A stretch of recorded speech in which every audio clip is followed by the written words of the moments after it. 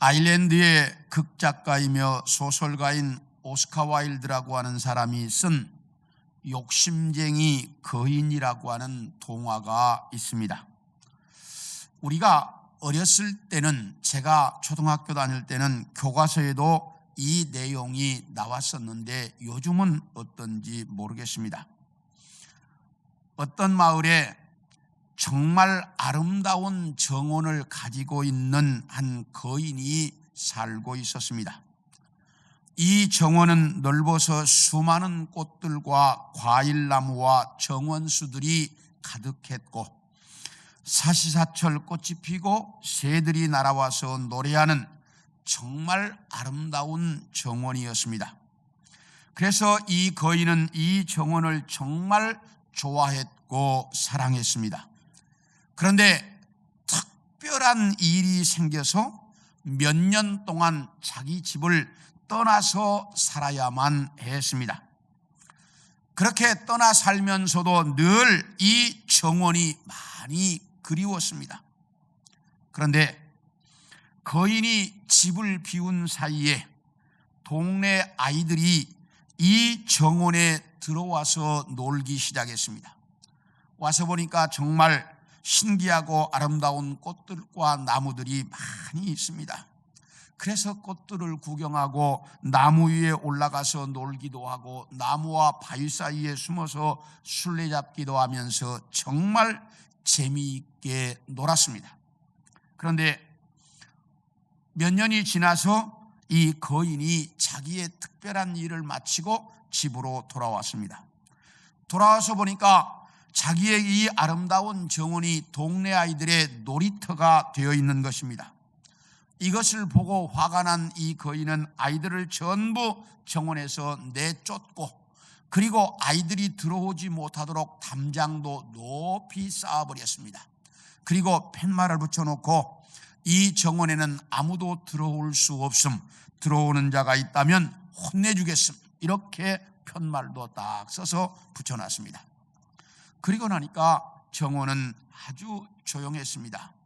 거인은 너무 좋았습니다.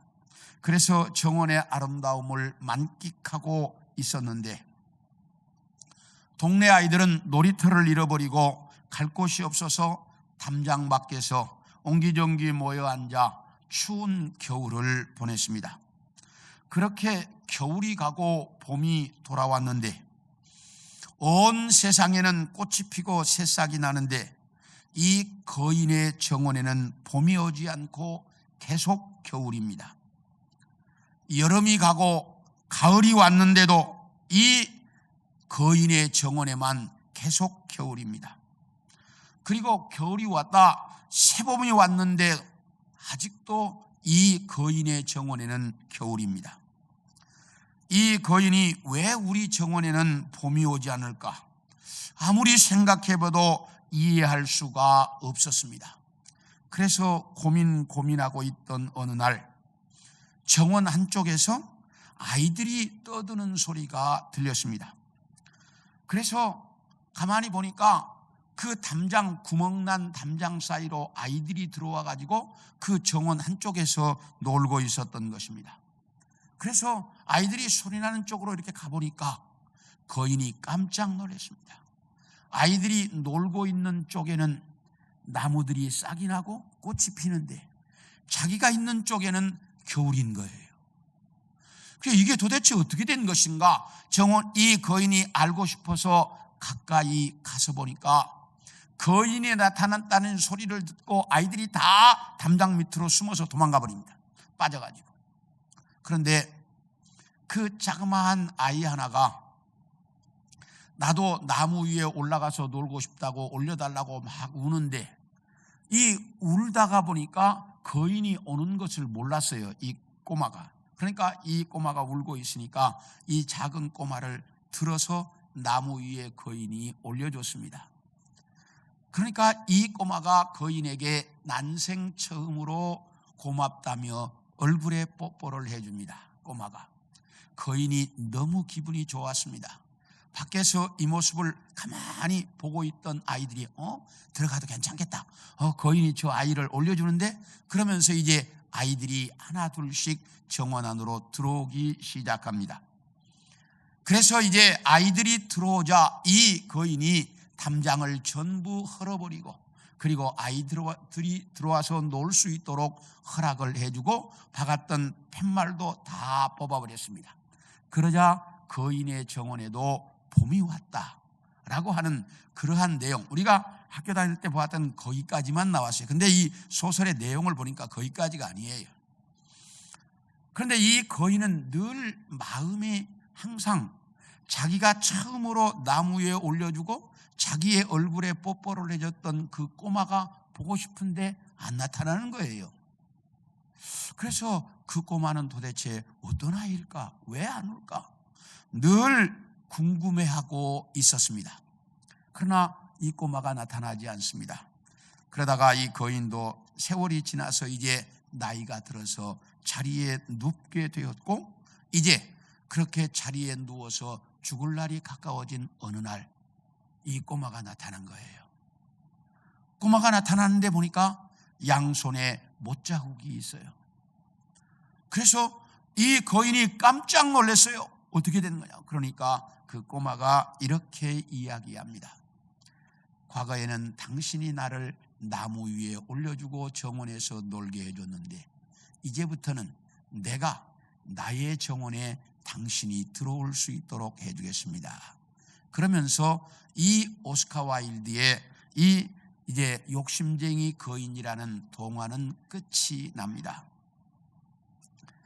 그런데 오늘 여러분에게 읽어드린 이 본문 속에도 보면 유대교로 개종한 이방인들이 예수님을 찾아왔을 때 예수님께서 이 이방인 신자들에게 십자가의 죽음이 어떤 의미를 가지고 있는지를 가르쳐주고 있습니다.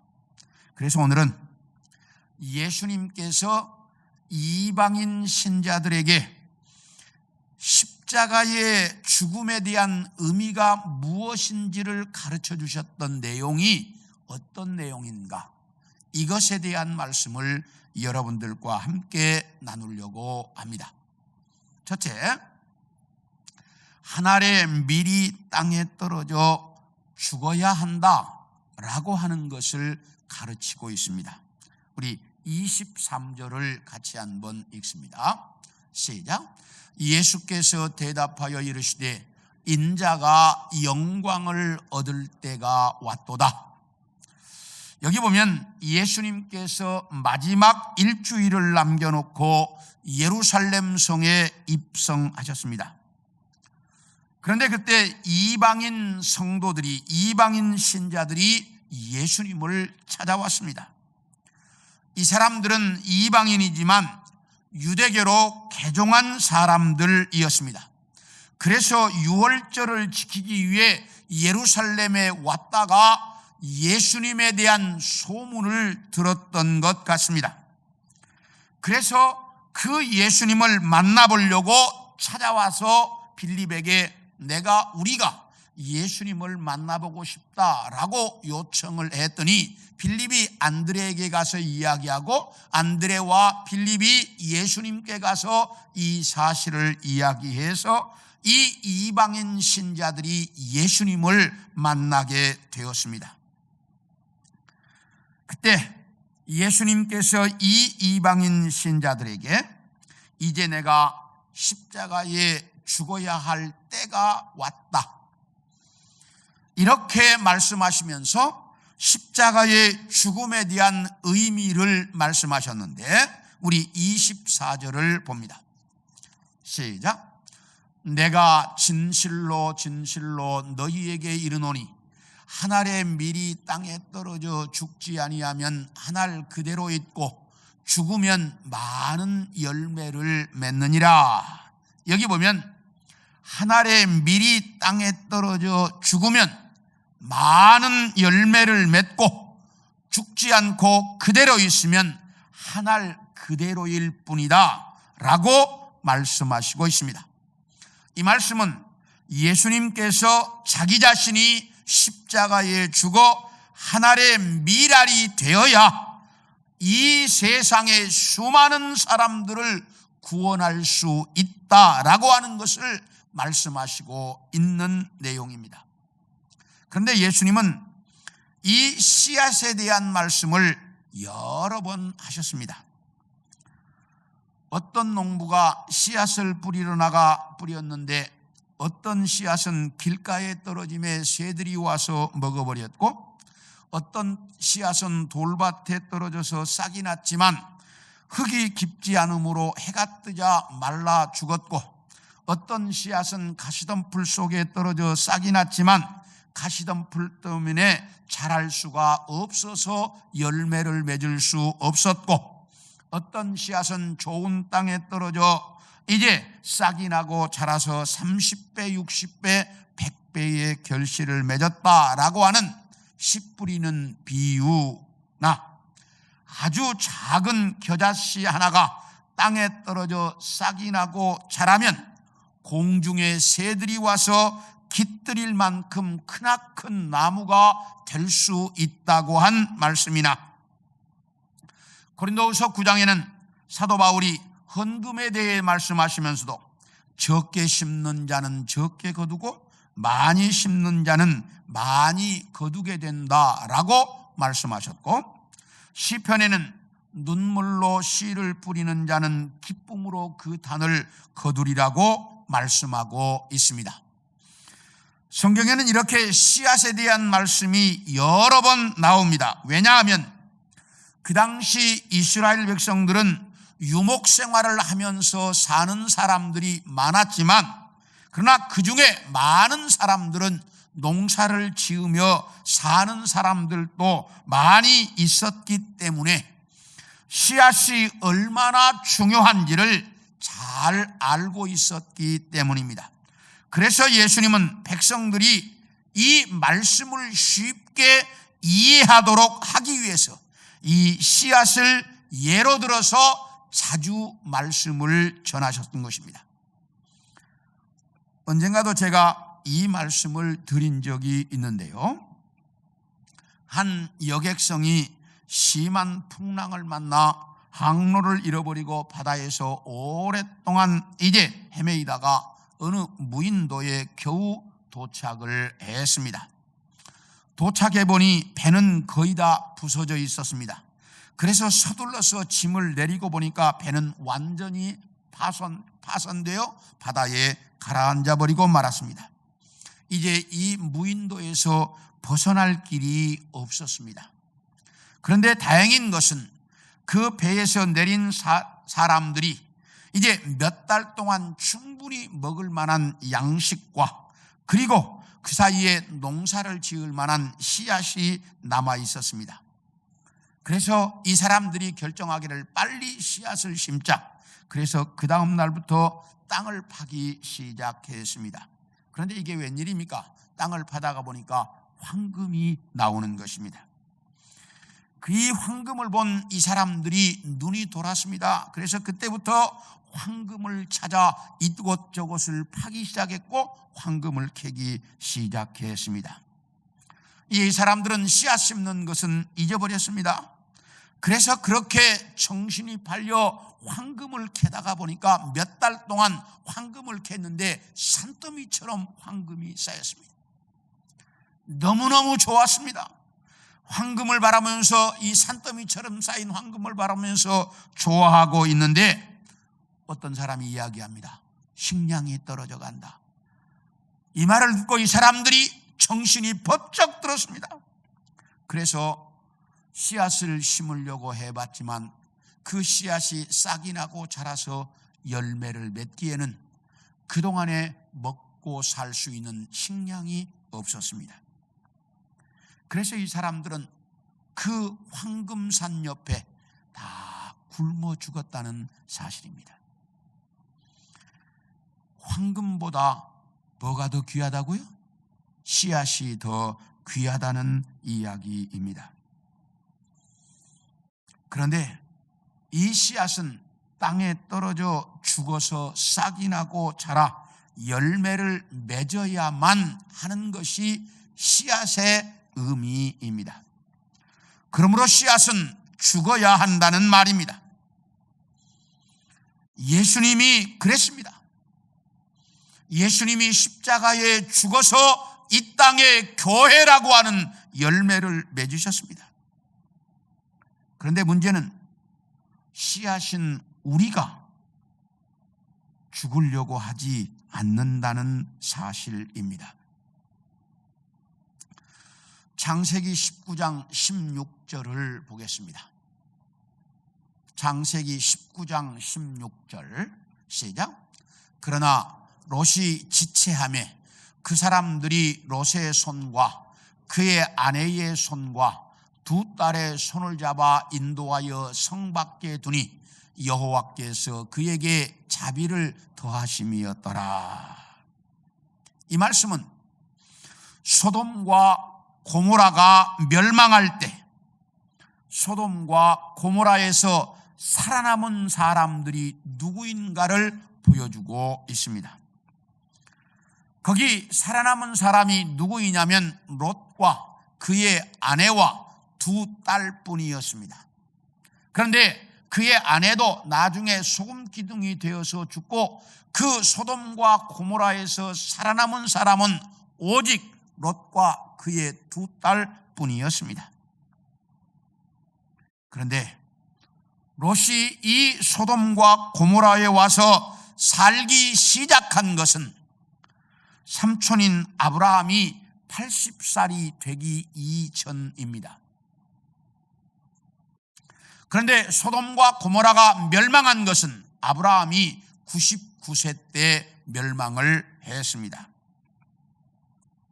그렇다면 롯이 소돔과 고모라에 와서 산 것은 몇 년 살았습니까? 80에서 99세면 19살, 약 20년 살았습니다. 롯이 소돔과 고모라에서 약 20년 살았습니다. 그런데 20년 동안 전도한 사람이 하나도 없었습니다. 구원받은 사람은 롯 자기와 자기 두 딸뿐이었습니다. 20년 동안 살면서 한 사람에게도 전도하지 못했다는 사실입니다. 어느 정도였느냐? 자기 딸들과 결혼할 사윗감들에게 이 장인인 롯이 같이 가자고 이야기하니까 그들이 농담인 줄 알았다. 사윗감들까지도 인정하지 않았습니다. 이렇게 20여 년 동안 살면서 한 사람도 롯이 구원하지 못했다는 것은 그가 소돔과 고모라에서 어떻게 살았는지를 쉽게 짐작할 수가 있습니다. 다시 말하면 그들을 섬기지 않았다는 말이요, 그들 사이에 죽지 않았다는 말이요, 그들에게 하나님이 어떤 존재인지를 알려주지 않았다는 말입니다. 그런데 우리 중에도 이 롯처럼 사는 사람들이 많이 있다는 사실입니다.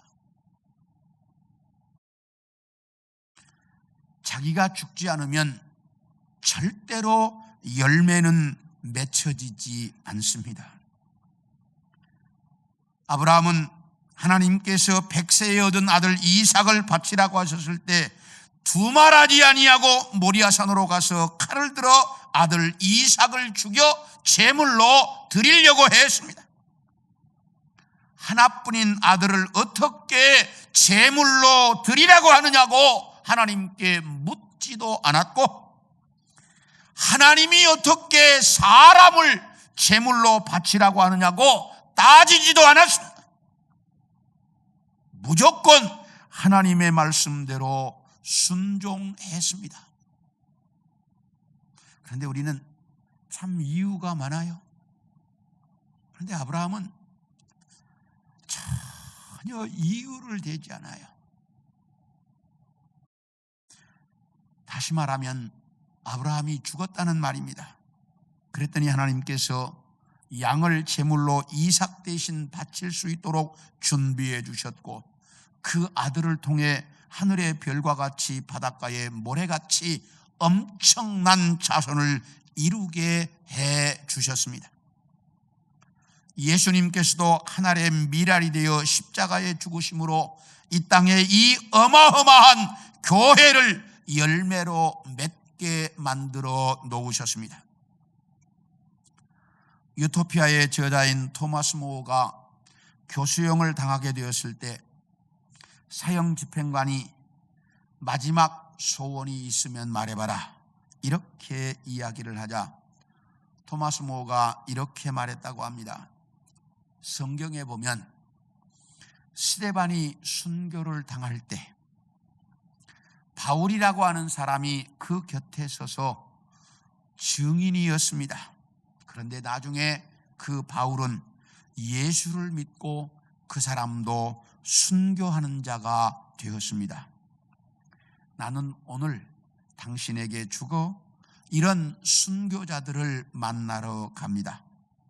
제 소원은 당신도 바울처럼 예수 믿고 나중에 천국에서 만났으면 좋겠습니다.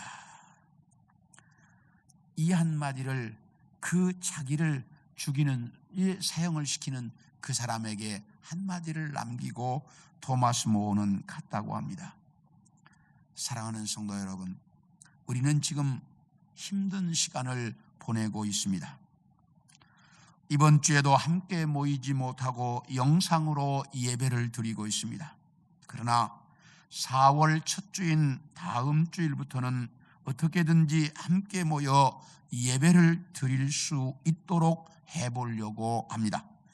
우리 성도들 전체가 정말 이 문제를 놓고 심각하게 하나님께 기도할 수 있는 시간들이 되어질 수 있기를 소원합니다. 예수님은 하늘의 미랄이 되어 십자가에 죽으시면서 우리에게도 이런 미랄이 되라고 말씀하셨습니다. 지금 이 세상은 초긴장과 절망 속에 빠져 있어서 모든 것이 다 이제 문을 닫고 어떻게 살아가야 할지 모두가 다 지금 넋을 놓고 있는 상황입니다. 이럴 때 이들을 위해서 우리가 아주 작은 것이라도 할 수 있도록 이 땅에서 미랄로 살아가는 우리 성도들이 되어질 수 있기를 소원합니다. 둘째로, 예수님이 이방인 신자들에게 가르치신 것은 십자가가 어떤 의미냐, 사랑이 무엇인지를 보여주셨다라고 하는 사실입니다. 우리 25절을 읽겠습니다. 시작. 자기 생명을 사랑하는 자는 잃어버릴 것이요, 이 세상에서 자기의 생명을 미워하는 자는 영생하도록 보존하리라. 여기 보면 자기 생명을 사랑하는 자는 잃어버릴 것이요, 자기 생명을 미워하는 자는 영생하도록 보존할 것이다 라고 말씀하시고 있습니다. 예수님의 가르침은 이 세상의 원리와 정반대일 때가 많이 있어서 이 세상 사람들이 이해하지 못하고 받아들이지 못할 때가 참 많이 있었습니다. 예를 들면, 네가 높아지고자 하느냐? 그러면 낮아져라. 네가 섬김을 받고자 하냐? 그러면 먼저 섬겨라. 네가 주면 많아질 것이요, 움켜잡으면 없어질 것이다. 네가 죽고자 하면 살 것이고 네가 살고자 하면 죽으리라. 오늘 본문에도 자기 생명을 미워하는 자는 영생할 것이지만 자기 생명을 사랑하는 자는 잃어버릴 것이다, 이렇게 말씀하시고 있습니다. 이 세상의 원리와는 정반대되는 말씀입니다. 그런데 예수님 자신이 십자가에 죽어야만 이 세상의 수많은 사람들이 영생을 얻게 될 것이고, 자기가 죽지 않으면 이 세상의 영생의 길이 열리지 않을 것이라는 것을 하신 말씀입니다. 그런데 예수님은 또 이렇게 가르치셨습니다. 요한복음 15장 13절을 보겠습니다. 시작. 사람이 친구를 위하여 자기 목숨을 버리면 이보다 더 큰 사랑이 없나니. 여기 보면 세상에서 가장 큰 사랑이 뭐냐? 자기 목숨을 줄 수 있는 사랑. 이것이 이 세상에서 가장 큰 사랑이다. 왜냐하면 이 세상에서 가장 귀한 것은 목숨이기 때문입니다. 돈이나 명예나 권력이나 건강, 그 어떤 것보다 귀한 것이 목숨입니다. 왜냐하면 이 세상의 모든 걸 다 가지고 있다고 해도 목숨을 잃어버리면 아무것도 아니기 때문입니다. 그러므로 이 목숨을 줄 수 있다고 하면 그것이 가장 큰 것이라는 겁니다. 그래서 사랑의 척도는 얼마나 귀한 것을 줄 수 있느냐 하는 것으로 알 수가 있습니다. 그런데 예수님은 자기의 목숨을 나를 위해 주셨습니다. 그러므로 우리는 예수님이 나를 얼마나 사랑하셨는지를 정확하게 알 수가 있습니다. 이것을 정확하게 깨달은 제자들은 주를 위해 자기들의 목숨도 아낌없이 드렸습니다. 우리 다 같이 요한복음 13장 36절을 봅니다. 시작. 시몬 베드로가 이르되 주여 어디로 가시나이까. 이 구절은 좀 지우지 말고 방송실 놔두세요. 주여 어디로 가시나이까. 이 주여 어디로 가시나이까 라고 하는 말을 라틴어로 번역하면 쿠어바디스 도미네입니다. 이게 쿠어바디스 도미네입니다. 우리가 잘 아는 쿠어바디스라고 하는 소설에 보면 베드로가 똑같은 질문을 합니다. 로마가 기독교를 박해하던 시기에 베드로가 로마에서 복음을 전하고 있었습니다. 그런데 박해가 너무 심하고 이 믿는 사람들을 잡아가는 이재이기 포위망이 급격히 조여오니까 더 이상 견딜 수가 없게 되자 성도들이 베드로에게 간곡히 부탁합니다. 떠나달라고, 빨리 떠나라고, 있으면 안 된다고, 당신은 이곳저곳 다니면서 복음을 전해야 될 사람이니까 빨리 떠나라고. 성도들의 간곡한 부탁을 받고 베드로가 로마를 떠나려고 이제 로마를 벗어나는 산중턱을 넘어가고 있었습니다. 그런데 그때 환상 속에 예수님이 나타나셨습니다. 예수님이 나타나시자 베드로가 놀래가지고 그 앞에 딱 엎드렸습니다. 그런데 예수님이 베드로를 아는 척도 안 하고 그냥 지나가십니다. 그러니까 그때 베드로가 쿠어바디스 도미네, 주여 어디로 가십니까? 라고 물었습니다. 그때 예수님께서 뭐라고 이야기하시냐면, 나는 네가 버리고 가는 로마의 성도들을 위해서 다시 십자가에 못 박히려고 로마로 간다. 이렇게 주님이 말씀하십니다. 이 말을 듣고 이 베드로가 깜짝 놀라서 깨어보니 환상이었습니다.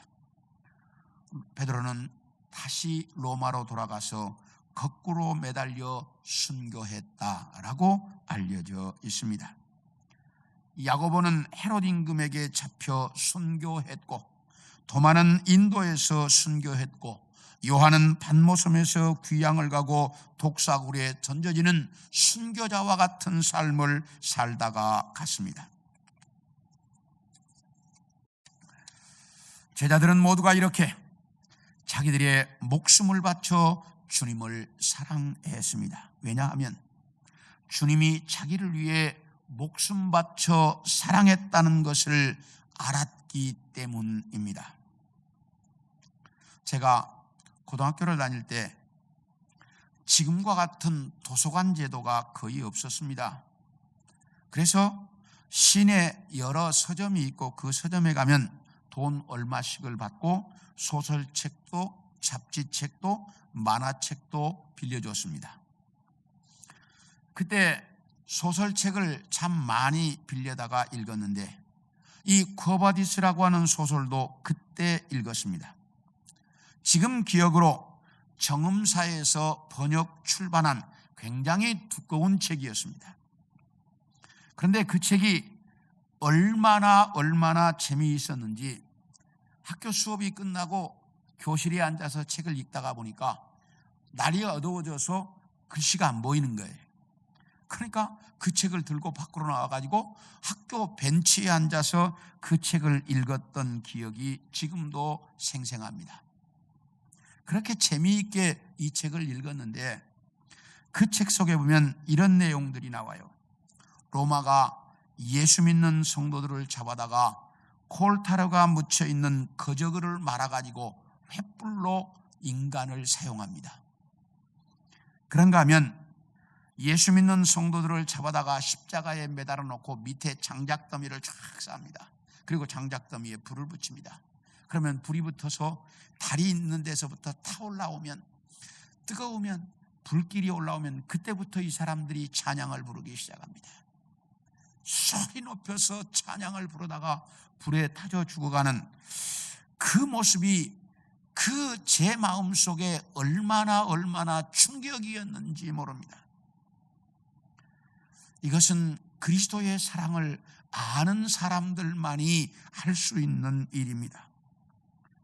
주님은 십자가 위에서 이 사랑을 보여주셨고 우리에게 가르쳐 주셨습니다. 그러면서 우리에게도 너희도 이 세상에서 이런 사랑을 베풀며 살라고 말씀하셨습니다. 자기에게 물으러 온 그 이방인 신자들에게 이것이 사랑이라고 말씀하시면서 너희도 이렇게 살아야 한다라고 가르쳐 주셨습니다. 사랑하는 성도 여러분, 우리 삶의 현장에서 우리가 정말 아주 작은 것이라도 이제 사랑하며 살 수 있기를 원합니다. 그것이 십자가의 의미라고, 그것이 십자가가 우리에게 가르치는 것이라고 주님이 그렇게 말씀하셨습니다. 마지막 셋째, 십자가가 어떤 의미냐? 예수님이 이 땅에 오신 목적이 무엇인지를 말씀해 주셨습니다. 우리 27절을 보겠습니다. 시작. 지금 내 마음이 괴로우니 무슨 말을 하리요? 아버지여 나를 구원하여 이때를 면하게 하여 주옵소서. 그러나 내가 이를 위하여 이때에 왔나이다. 십자가의 죽음을 앞에 놓고 예수님이 얼마나 괴로우셨는지를 정확하게 알 수가 있습니다. 예수님께서 얼마나 괴로우셨으면 아버지여 나를 구원하여 이때를 면하게 해 주옵소서라고 기도하셨겠습니까? 그런데 그 다음에 그러나 내가 이를 위하여 이때에 왔나이다, 이렇게 말씀하고 있습니다. 이 말씀은 나는 십자가에 죽고 싶지 않습니다. 그러나 나는 십자가에 죽으려고 왔기 때문에 그 목적대로 살겠습니다 라고 하는 말씀입니다. 예수님이 이 땅에 오신 것은 십자가에 죽어서 인간들이 죄 용서함을 받고 하나님께로 갈 수 있는 길을 만들기 위해 오셨습니다. 그래서 예수님은 십자가에 죽어 그 목적을 이루셨습니다. 그런데 베드로는 예수님께서 이 목적을 말씀하셨을 때 전혀 이해하지 못했습니다. 우리 마태복음 16장 22절을 봅니다. 시작. 베드로가 예수를 붙들고 항변하여 이르되 주여 그리 마옵소서, 이 일이 결코 죽게 미치지 아니하리이다. 예수님께서 제자들에게 맨 처음으로 내가 예루살렘에 올라가 장로들과 제사장들에게 붙잡혀 고난을 받고 죽게 될 것이다, 그러나 3일 만에 다시 살아날 것이다 라고 말씀하셨습니다. 그러자 베드로가 예수님 앞에 나서면서 예수님, 이게 무슨 말입니까? 예수님이 죽다니요, 안 됩니다 라고 말렸습니다. 그러자 예수님께서 사탄아, 내 뒤로 물러가라. 너는 하나님의 일은 생각하지 않고 사람의 일만 생각해서 나를 넘어지게 하는 자다. 이렇게 예수님이 말씀하셨습니다. 이렇게 베드로는 예수님의 십자가 죽음을 전혀 이해하지 못했습니다. 베드로뿐만이 아니라 제자들 모두가 이걸 이해하지 못했습니다. 그래서 예수님께서 끌려가시고 나자 모두가 다 도망가 버렸던 것입니다. 이렇게 참 제자들도 그랬고 우리 모두도 이 주님의 그 죽음에 대한 의미를 깨닫지 못했습니다. 오늘날도 이 예수님의 십자가 죽음의 의미를 모르는 사람들이 너무나 많이 있다고 하는 사실입니다.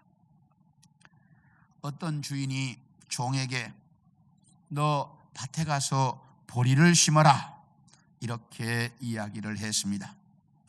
그러니까 이 종이 가서 밭에다가 씨앗을 잘 뿌렸습니다.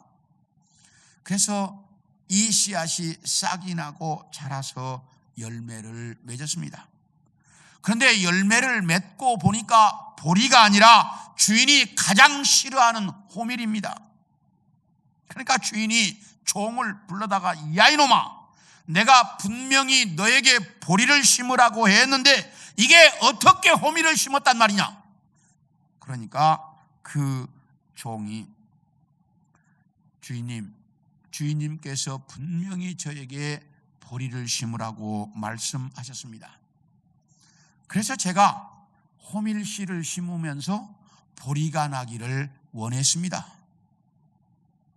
그러니까 주인이 이 멍청한 놈, 아니 어떻게 호밀씨를 심으면서 보리가 나기를 바랬단 말이냐, 이게 말이 되는 소리냐. 그러니까 그 종이 주인님은 날마다 세상에다가 악의 씨앗을 뿌리면서 주님 앞에 와서는 선한 열매가 맺혀지기를 바라지 않습니까? 그래서 저도 호밀씨를 심으면서 보리가 나기를 바랬습니다. 주인님 따라서 한 것입니다. 그런데 호밀씨를 심으니까 보리가 안 나네요. 호밀씨는 호밀이 나네요.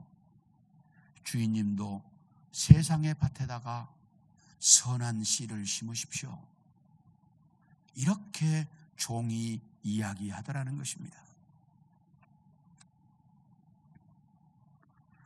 주님은 분명히 십자가에 죽기 위한 목적을 가지고 이 땅에 오셨습니다. 그래서 그 목적대로 십자가에 죽으셨습니다. 그래서 인류에게 구원의 길을 만들어 주셨습니다. 우리는 예수 그리스도의 십자가의 죽음을 통해 그리스도의 사랑을 알고 영생을 얻은 자들입니다. 이제부터 주님이 십자가에서 가르쳐 주셨던 그 사랑을 깨닫고 주님이 이 세상에서 미랄로 죽으셨던 것처럼 우리도 주님이 가셨던 길을 갈 수 있는 성도들이 되어질 수 있기를 소원합니다. 주님이 이렇게 십자가의 죽음에 대한 의미를 그 이방인 신자들에게 가르치셨어요. 우리를 향해 가르치신 말씀입니다. 그 주님의 가르치심을 깨닫고 이 땅에서 정말 썩어지는 미랄로 살아가는 우리 성도들 모두가 되어질 수 있기를 축원합니다.